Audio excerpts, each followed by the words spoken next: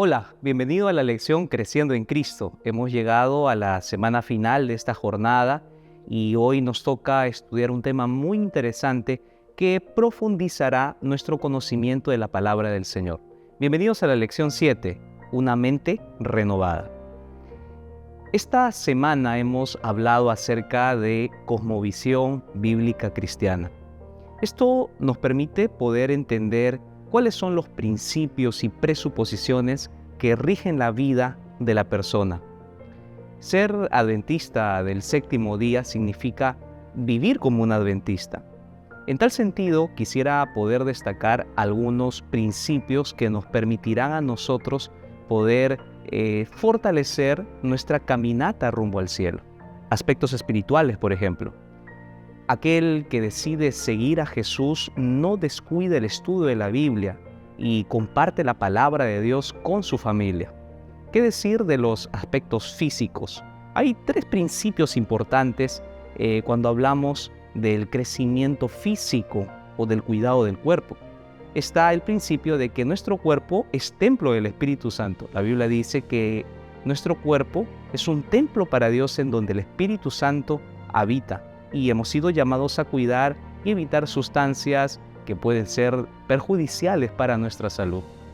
Tenemos también el concepto físico de abstinencia de vicios. Sabemos de que Dios nos recomienda no consumir bebidas alcohólicas o cosas que pueden generar un problema mayor a nuestra salud. La Biblia presenta de que Dios está preocupado en nuestra salud. Y hablemos también acerca de la santificación. El apóstol Pablo dice que sin la santificación nadie verá a Dios.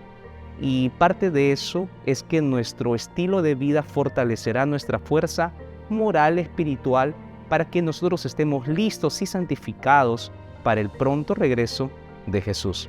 ¿Qué decir de los aspectos sociales? Dios creó a un hombre y a una mujer. Dios los creó para que ambos puedan tener una intimidad que santifique al Señor en la relación matrimonial. El casamiento monogámico es el principio bíblico que Dios estableció en el Edén, y la intimidad sexual es única y exclusiva para el matrimonio. Hablemos de algunos aspectos que tienen que ver con la responsabilidad personal. Por ejemplo, los adventistas aprecian la belleza y el buen gusto, pero entienden que tienen que vestirse con pudor y modestia, sabiendo de que hemos sido llamados a representar a Dios en nuestra manera de hablar y en nuestra manera de vestir, porque somos cartas abiertas al mundo. El nuevo nacimiento provoca en nosotros un cambio de cosmovisión. La cosmovisión es un lente que nos abre una mirada hacia las ideologías que hay en el mundo y en la sociedad. Es un conjunto detallado de creencias combinadas de forma consciente y coherente, que de alguna manera nos ayudan a adoptar ciertos conceptos o ideas que van a regir nuestra vida, que abarcan valores y principios. En otras palabras, cosmovisión es un conjunto de presupuestos básicos que rigen nuestra vida, considerando que el principio científico de la casualidad afirma que este mundo que nosotros vemos tiene un comienzo. La cosmovisión trata de explicar qué sucedió antes de ese comienzo. Por ejemplo, para un ateo, Dios no existe en el comienzo de todas las cosas, pero en la cosmovisión cristiana, el que estuvo antes de todas las cosas es Dios. Hay cosmovisiones e ideas en el mundo que tratan de explicar el origen de la sociedad, de las personas y de lo que nosotros vemos. Las cosmovisiones son importantes porque influyen en la existencia de un todo y determinan los valores adoptados por las personas. Veamos algunos ejemplos. Por ejemplo, ¿es correcto mentir para salvar una vida? ¿Tú qué me puedes decir? ¿Vale mentir para salvar una vida? O otra pregunta, ¿se puede robar para ayudar a otros? La respuesta va a depender de qué cosmovisión hemos podido adoptar. La cosmovisión también afecta a nuestros presupuestos morales, nuestras presuposiciones en relación a los valores y a la ética. Y es importante que nosotros como personas que hemos aceptado a Cristo podamos ser regidos por una cosmovisión cristiana. Hablemos de las principales cosmovisiones y su influencia en nuestra concepción de Dios.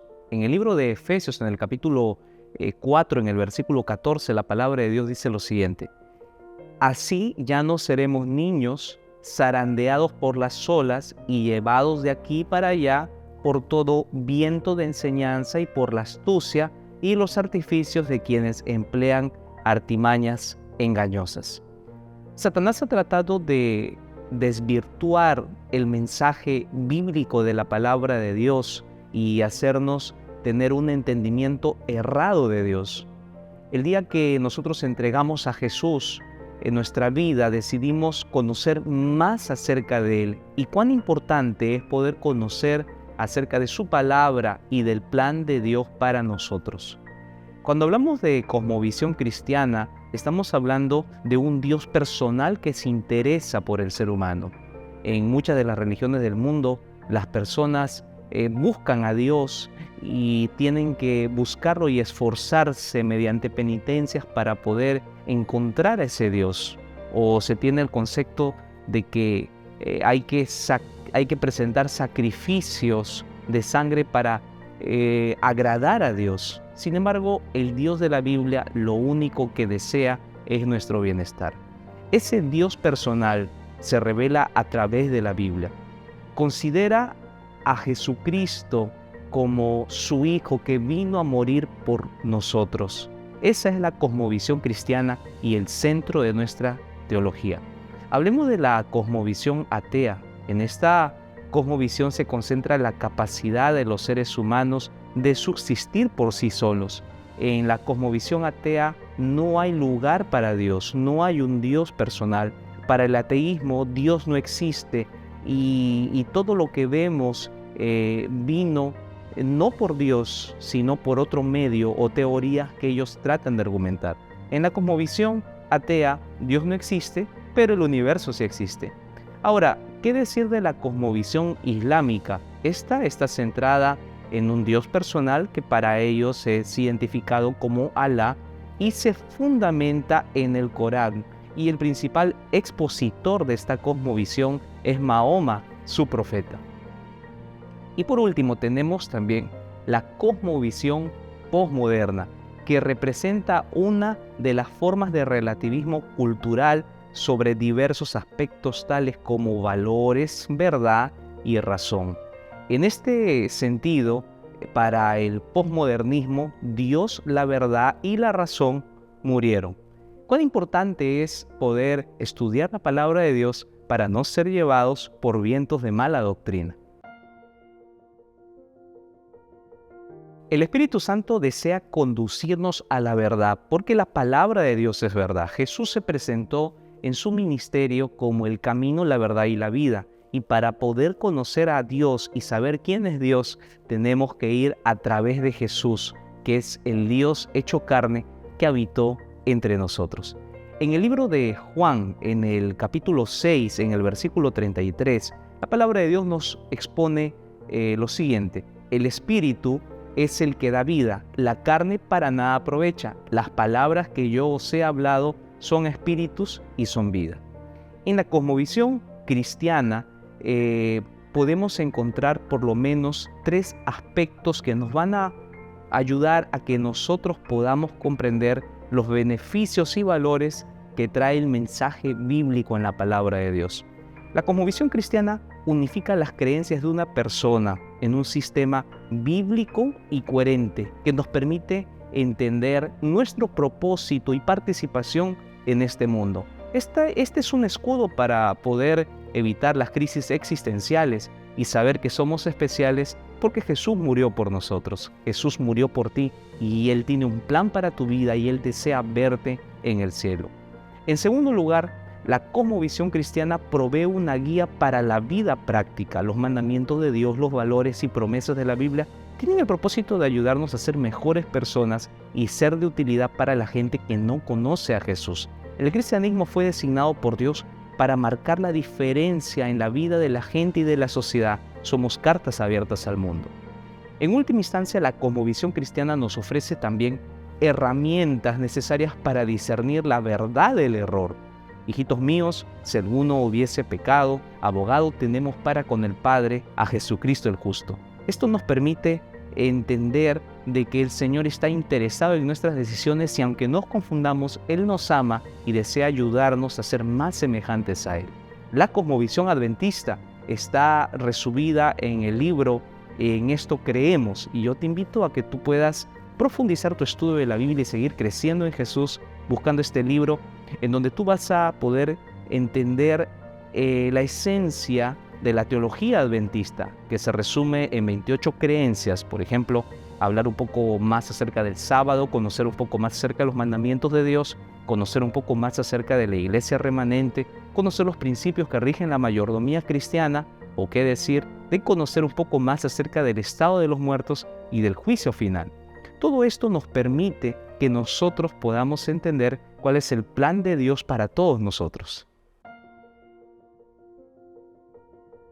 La Biblia nos coloca frente a un desafío sagrado. La palabra de Dios en el libro de 1 de Pedro, en el capítulo 3, en el versículo 15, nos muestra lo siguiente: más bien honren en su corazón a Cristo como Señor. Estén siempre preparados para responder a todo el que les pida razón de la esperanza que hay en ustedes. ¿Sabías que Dios desea que tengamos una fe pensante? La palabra traducida como responder en el texto griego original es la expresión griega apologian, la cual originó la palabra apología. La expresión griega tiene el sentido de una defensa forense en un tribunal, y Dios desea que nosotros estemos listos para poder presentar defensa de nuestra fe. Por ello, cuán importante es que nuestra fe no solamente sea teórica, sino sea una fe pensante, en donde nosotros estamos listos para defender los principios que ahora rigen nuestra vida ante nuestros amigos y familiares. Muchas personas creen en Jesucristo de la misma manera que creen en hadas y en duendes. Por ejemplo, en Islandia, en un país remoto que es una isla en el Océano Atlántico, muchas personas creen de la existencia de estos seres, y eso nos permite ver cuál es la cosmovisión de muchos de estos ciudadanos en esa parte del mundo. De este modo, mucha gente cree que la fe es algo puramente abstracto, simbólico y un tema espiritual para muchos. Dios desea que nosotros no solamente pensemos en la fe como un tema teórico, sino como algo real en nuestra vida. Desde el punto de vista del libro de Hebreos, en el capítulo 11, versículo 1, la fe es definida como la garantía de lo que se espera, la certeza de lo que no se ve. Y la fe puede llevarnos de lo incomprensible a la certeza, y es esa certeza la que nos acerca más al cielo y acrecenta nuestra fe, transformando nuestra vida, ayudándonos a entender un poco más acerca de un Dios que no vemos, pero que sabemos que Él está allí. La expresión estando siempre preparados para responder, es decir, para presentar defensa, está exclusivamente relacionada no solamente con un cristianismo bien intencionado, sino con un cristianismo bien fundamentado en la palabra de Dios. Otro de los aspectos importantes en la vida cristiana es el concepto de las avenidas del alma. ¿A qué me refiero con las avenidas del alma? Estamos hablando de cuidar nuestros ojos, nuestra nariz, nuestro oído, nuestra boca. Nuestros sentidos deben de alimentarse de todo lo bueno, todo lo puro y todo lo que es de buen nombre y digno de alabanza. Elena de White afirma en el libro Mente, Carácter y Personalidad, presenta el siguiente concepto: tenemos algo que hacer para resistir la tentación. Los que no quieren ser víctimas de los ardides de Satanás deben custodiar cuidadosamente las avenidas del alma. Repito, custodiar las avenidas del alma. Deben abstenerse de leer, ver u oír cuanto sugiera pensamientos impuros. La palabra de Dios nos invita a que nosotros podamos buscar la santidad, porque sin la santidad, sin la santificación, nadie verá a Dios. Como mencioné en el texto de Filipenses capítulo 4, versículo 8, donde dice: por lo demás, hermanos, todo lo que es verdadero, todo lo honesto, todo lo que es puro o digno de alabanza, Si hay virtud alguna, en esto debemos de pensar. Y ese es el objetivo principal de la vida cristiana, hacer todo para agradar a Dios. Guardamos las avenidas del alma ocupando nuestros pensamientos en cosas que nos eleven al cielo. Como dice un himno adventista, dejo el mundo y sigo a Cristo. Necesitamos mantener la pureza en todos los aspectos de la vida, incluso en la sexualidad, en los motivos y en los deseos. Elena de White también nos aconseja lo siguiente en el libro Mente, Carácter y Personalidad, en el tomo 2, página 663. Tiene que convertirse en un fiel centinela de sus ojos, sus oídos y todos sus sentidos si quiere controlar su mente e impedir que los pensamientos vanos y corrompidos le manchen el alma.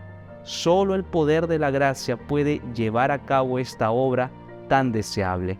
Que Dios nos ayude a glorificarlo a Dios y que todos juntos podamos ser cartas abiertas al mundo y permeemos un olor fragante que glorifique a Dios en nuestra vida. Esta semana estudiamos acerca de la tensión entre el estilo de vida adventista y el estilo de vida del mundo. Ciertamente hay muchas diferencias y a estas alturas hemos podido notar cómo un cristiano se diferencia de la sociedad en la que vive. Aprendimos que ser un cristiano significa vivir como un cristiano adventista y no solamente ser un adventista que dice ser adventista pero que no vive lo que predica. El Señor nos invita a esforzarnos para vivir de acuerdo a los principios de la palabra de Dios. El Señor aconseja a los jóvenes con qué guardará el joven su camino, con guardar su palabra. Esto trae como consecuencia cambios que afectan varios aspectos de nuestra vida, ya que abandonamos nuestra antigua forma de pensar y ahora adoptamos una cosmovisión bíblico-cristiana y entendemos que nos estamos preparando para el reino de los cielos. Elena de White dice lo siguiente: debemos vencer las tendencias al mal que hemos heredado y cultivado. Muchas veces hay que prescindir por completo de la educación y la preparación de toda una vida para poder ser aprendices en la escuela de Cristo. Nuestro corazón debe recibir educación para llegar a ser firme en Dios y debemos contraer hábitos de pensamiento que nos capaciten para resistir la tentación. La palabra de Dios dice también: someteos pues a Dios, resistir al diablo y Él huirá de ustedes. Yo lo invito a permanecer firme en la palabra de Dios. Yo lo invito a que usted pueda seguir creciendo en Jesús. Yo lo invito a que usted no desista de la decisión que ya tomó de prepararse para el reino de los cielos. En este momento me gustaría orar por usted y al terminar el curso bíblico Creciendo en Cristo, quiero orar para que su experiencia cristiana pueda seguir avanzando en un proceso que lo lleve a usted a conocer más acerca de Dios y de su palabra. Vamos a orar. Señor, en este momento oramos por nuestros amigos que tomaron su decisión de ser bautizados. Oramos, Señor, por cada uno de ellos para que no desistan de la decisión que tomaron de ser parte de tu iglesia y prepararse para el lugar que tú preparaste para ellos desde la fundación del mundo. Nos ponemos delante de ti, Señor, y oramos para que nuestra experiencia pueda ser más intensa y más real cada día. Bendice a tu pueblo, bendice a tu iglesia y permite que podamos seguir creciendo en Cristo Jesús. Oramos en el nombre de Jesús. Amén. Que Dios lo bendiga ricamente y nos vemos en un próximo curso bíblico. Amén.